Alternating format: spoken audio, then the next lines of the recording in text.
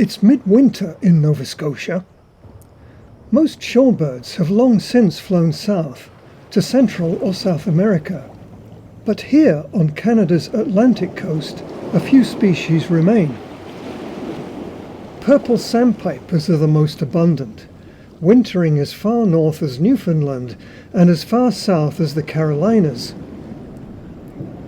Arriving from their breeding grounds in the Canadian and Russian Arctic in November, small flocks will spend the winter in Halifax Harbour. The winters are bleak here, but the sandpipers find conditions to their liking. Most shorebirds in the Maritimes, such as sanderling and dunlin, prefer to feed on sandy beaches or mudflats.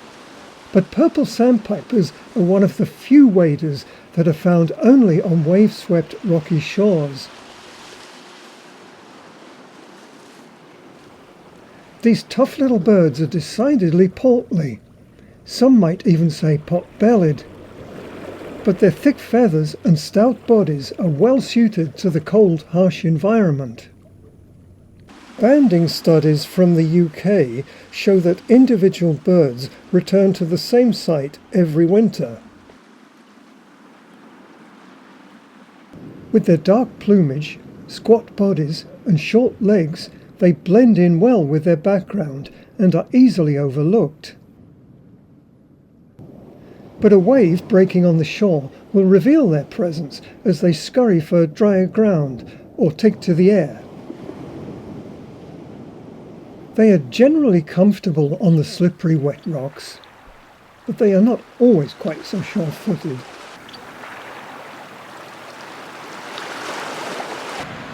The battle with the waves is relentless.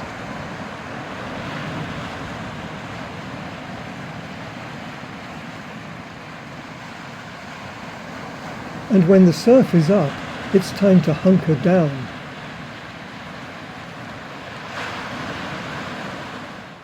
Even in calm weather, they need to remain alert to avoid a soaking. At high tide, seawater covers the rocks where the sandpipers like to feed. There is nothing to do but sit tight and take a nap until the tide recedes.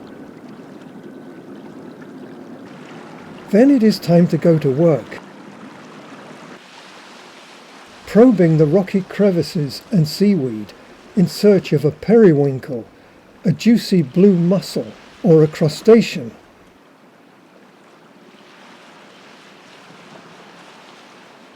But mostly, here at least, the birds feed by pecking at the algal mats and filaments that cling to the rocks and ledges.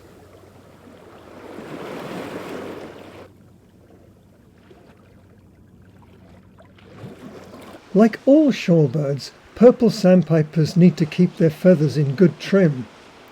They must be clean and waterproof. Salt water is especially hard on them, so these birds seldom miss an opportunity to preen.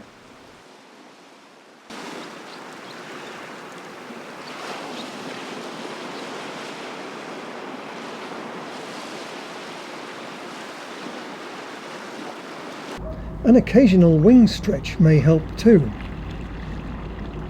But nothing beats a full-body feather ruffle. It shakes off water, keeps the feathers in order, and traps pockets of air that help retain warmth in this environment where temperatures frequently dip below -10 degrees Celsius. Purple sandpipers like to mix with other purple sandpipers and are commonly found here in small flocks of 10 to 25 birds. The flocks are perhaps restricted in size by the nature of their habitat. The space and time available for foraging on rocky shores between high and low tides is limited. Like all shorebirds, their numbers are declining. They are particularly vulnerable to oil spills and habitat loss. They happily coexist alongside gulls and sea ducks too, but seldom congregate with other shorebirds. As the days become longer, it's time to start the long migration north to return to their Arctic breeding grounds.